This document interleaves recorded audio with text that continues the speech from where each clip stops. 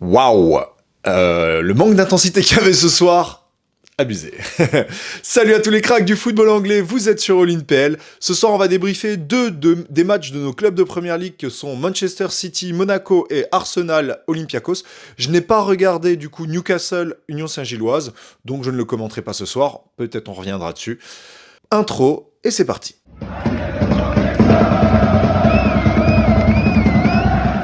Si vous aimez ce type de vidéo, n'hésitez pas à liker, commenter et vous abonner à cette chaîne. Ça m'aide énormément et ça me permettra de vous proposer encore plus de contenu sur la Première Ligue et sur la Champions League pour nos clubs DPL.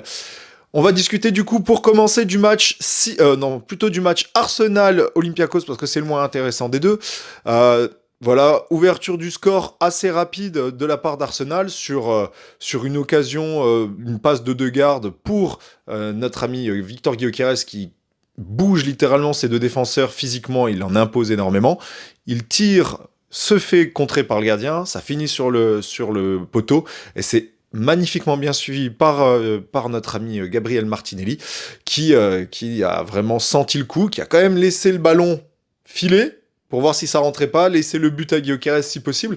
Ça aurait pu être mauvaise idée, ça aurait pu être un but qui fuyait tout simplement, mais il réussit à reprendre le ballon, à le rentrer dans le but. Donc parfait, ouverture du score plutôt tôt dans le match. Ça permet déjà de dominer, parce que c'était quand même sur une grosse phase de domination d'Arsenal. Et après ça, baisse de régime, on sent qu'Arsenal ne veut pas tuer le match, préfère conserver cette avance, préfère mesurer ses efforts, et en tout cas, voilà, toujours faire tourner cette plaque tournante centrale avec Merino, Zubimendi, on repasse beaucoup par l'arrière, on passe énormément par Raya sur ce match-là, ce qui, au fur et à mesure du match, donne de plus en plus confiance à l'Olympiakos. Moi, je suis jamais très fan. Je pense qu'avec la domination qu'on peut apporter dans ce genre de match, on est censé tuer le match. On ne le fait pas, c'est pas dans notre philosophie, en tout cas c'est pas dans la philosophie qu'Arteta amène au club, ce que je trouve vraiment dommage, mais c'est comme ça. Et jusqu'à la fin de la première mi-temps, voilà, il y a de l'intensité, on a quand même la domination du ballon, hein, vraiment au niveau possession, on est au-dessus, mais on ne fait pas grand-chose pour tuer le match. Deuxième mi-temps, retour de deuxième mi-temps, on voit un Olympiakos, qui en a vraiment beaucoup plus envie que nous, qui tente énormément, qui essaye de nous chambouler, qui presse très très très très haut sur le terrain. Heureusement que la relance de derrière est vraiment une de nos qualités premières à Arsenal, donc c'est un exercice dans lequel on est tellement bon qu'on ne subit pas réellement la pression, mais pourtant on voit vraiment des joueurs de l'Olympiakos qui pressent sans cesse le porteur de balle en groupe, en paquet, qui essaient, mais bon, voilà, on arrive toujours à s'en sortir, les déplacements sont bons au milieu, sur les côtés, on peut passer par Saliba, par Gabriel, par MLS, voilà, ça tourne très bien de ce côté-là, donc la pression on ne la subit pas vraiment, on réussit toujours à s'en sortir, sauf dans les 20 dernières minutes du match. Vraiment, les 20 dernières minutes du match, je me suis dit, mais c'est pas possible. Voilà ce qui arrive quand on ne tue pas un match. Voilà ce qui arrive quand on n'est pas capable d'imposer son jeu pendant au moins les 60 premières minutes pendant la première heure de jeu et tuer un match. Vraiment, si on avait marqué déjà 2 buts avant la fin de la première mi-temps, le match aurait été plié beaucoup plus facilement. On se met en danger en ne terminant pas, on se met en danger en n'allant pas au bout de nos idées, et du coup, on subit. On se met à subir quelques frappes. Heureusement, un très bon Raya qui avait déjà fait 2 belles parades lors de la première mi-temps.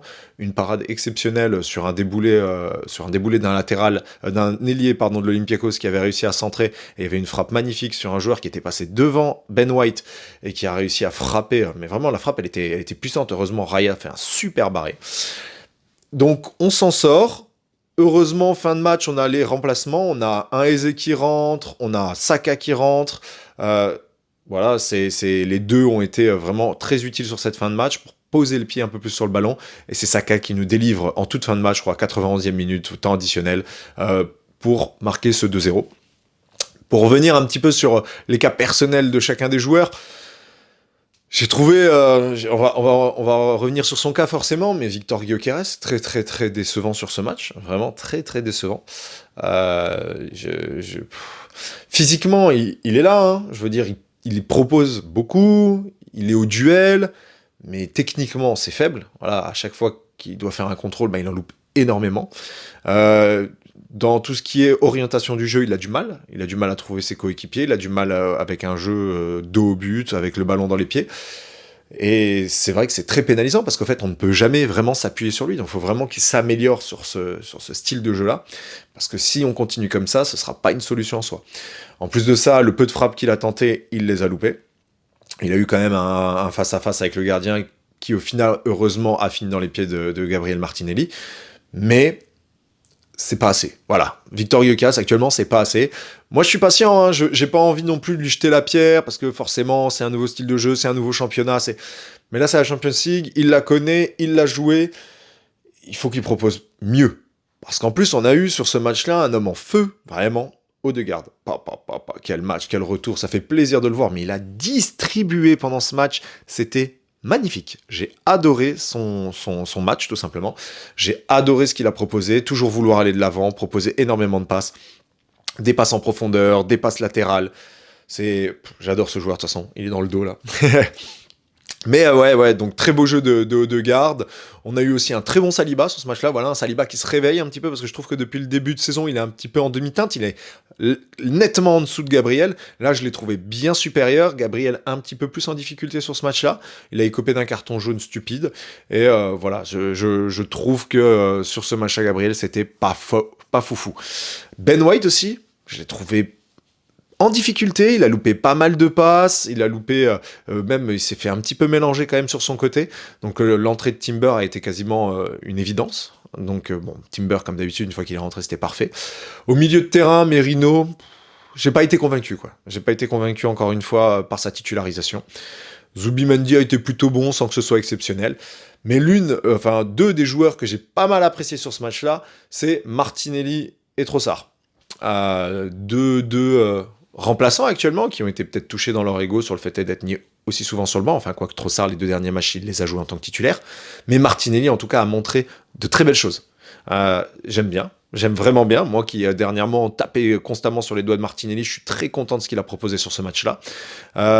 Trossard, je suis content dans le sens où il a tenté, il a proposé énormément, et il a peut-être trop tenté, il a excessivement loupé surtout. Il avait vraiment des occasions de but qu'il n'a pas réussi à convertir, et ça c'est un gros problème, parce qu'il faut être beaucoup plus clinique dans ce genre de match. Quand on a des occasions comme ça, il faut les terminer. Il faut qu'on ait des tueurs devant. Si Victor Gyökeres n'est pas capable de le faire, il faut que nos ailiers puissent le faire. On a eu d'autres occasions également sur un déboulé de Saka qui arrive à la remettre en retrait sur Odegaard, qui en 2 temps n'arrive pas à marquer malheureusement. Mais oui, après on a dominé le match, il n'y a pas de problème, mais on s'est endormi, quoi. C'était un match ennuyeux. L'Olympiakos a essayé, mais bon, on était nettement supérieur. Mais pour autant, encore une fois, offensivement, c'est pauvre. Voilà. En tout cas, je suis plutôt content. C'est une bonne victoire, hein, de toute façon. Quand on voit que Liverpool a perdu, quand on voit que Tottenham a fait un match nul, quand on voit que City a fait un match nul également, on s'en tire plutôt bien. Je sais pas actuellement combien de on est au classement de la Champions League, je regarderai plus tard, mais voilà, c'était quand même une victoire importante qui va nous mettre sur le bon rail pour la suite du championnat. On n'espère pas de blessure de Gabriel, parce que quand même, il a semblé avoir une gêne sur la fin de match. On verra ce que ça donne. Bon, j'ai pas l'impression que ce soit une blessure musculaire ou autre, j'ai plus l'impression qu'il s'est pris un coup sur la chute qu'il a faite avec Raya, mais on verra ça. On va discuter sinon du match Manchester City-Monaco, enfin plutôt Monaco-Manchester City, qui se passait donc à Louis II. Déjà, première mi-temps que j'ai trouvé plutôt intéressante. Franchement, la première mi-temps, j'ai trouvé certes un City dominant, clairement, hein, au niveau de la possession de balle, un Haaland clinique, comme d'habitude, quoi. Trois frappes de but, je crois. Il a la première frappe où il fait le lob, la deuxième qui finit dans le petit filet, enfin dans le petit filet extérieur, et la troisième, la tête, petit filet intérieur, impossible pour le gardien de venir la chercher. Bon, Haaland, hein, on connaît, j'ai beaucoup aimé son match, je crois qu'il a eu 2-3 frappes supplémentaires, qui n'a pas réussi à convertir, mais toujours dangereux, quoi. Le mec, dès qu'il propose, trop fort. Foden, super sur ce match-là. Vraiment, très très bon Foden.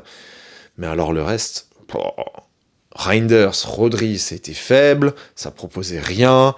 Doku, pas impactant, pas plus que ça. Peut-être un peu en début de match, mais après, ça s'est vite endormi.